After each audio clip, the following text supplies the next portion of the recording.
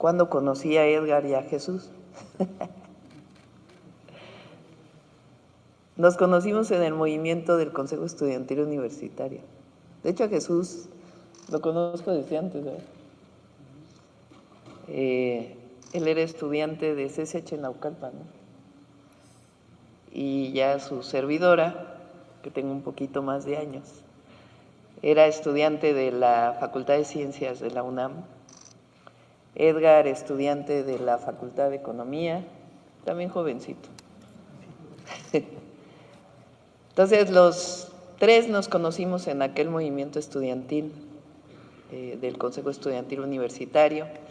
Para todas y todos los jóvenes y los no tan jóvenes que no conocen de este movimiento, en 1986 el entonces rector Carpizo hizo una modificación a los estatutos de la UNAM y planteó que hubiera cuotas de inscripción de colegiaturas, exámenes departamentales iguales independientemente de la carrera, acababa con el pase automático de las preparatorias y CCHs de la UNAM a las licenciaturas, y varios temas.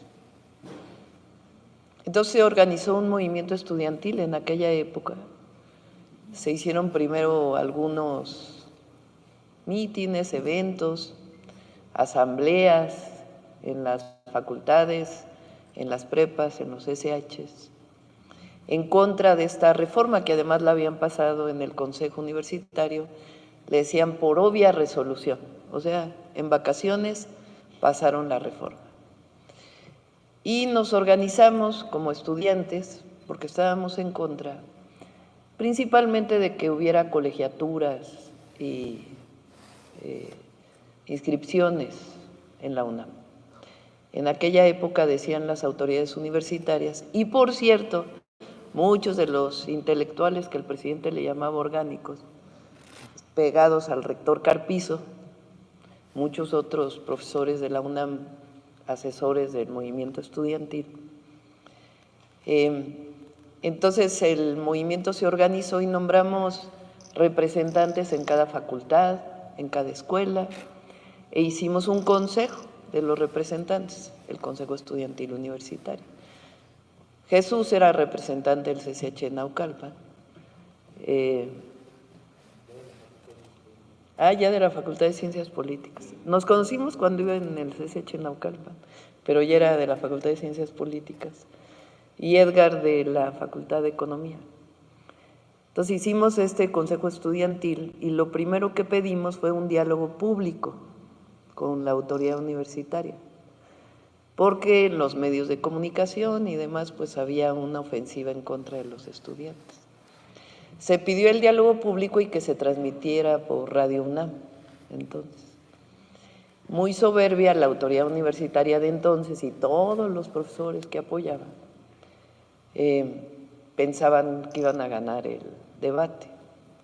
¿Y cuál fue su sorpresa? Que los estudiantes ganamos el debate, las y los estudiantes, con un argumento central: la educación no es una mercancía por la que se deba pagar, sobre todo cuando es pública, o cuando es pública, cuando es particular, pues tiene otra orientación, y está bien que haya educación particular, pero el Estado tiene la obligación de proveer educación pública de calidad, gratuita, laica, como establece el artículo 3º constitucional. Entonces decíamos, la educación no es una mercancía ni un privilegio para el que la pueda pagar. La educación es un derecho establecido en el 3º constitucional. Y con ese argumento ganamos el debate público, llevamos a huelga la UNAM por 2 semanas, hasta que la autoridad tuvo que echar para atrás las reformas. Se llenó el Zócalo con estudiantes ya no solo de la UNAM, sino del Politécnico, de la UAM. Les estoy hablando del 86-87. Entonces, pues me da mucho gusto porque Yo conocí a Jesús antes que el presidente López Obrador.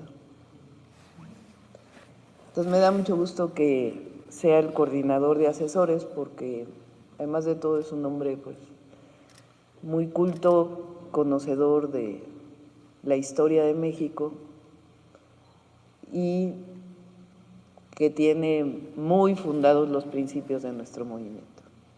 Y bueno, Edgar pues hoy es el subsecretario del ramo de la HHH, Facultad de Economía de la UNAM.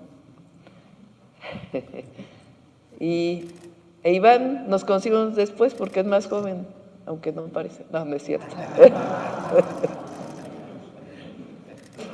Es mucho más joven. Iván estuvo conmigo bueno, con Iván nos conocimos en el 2006, cuando yo salí del gobierno de la ciudad, que era secretaria de Medio Ambiente, y el presidente López Obrador era jefe de gobierno. No, ya no era jefe de gobierno, ya había salido a la campaña.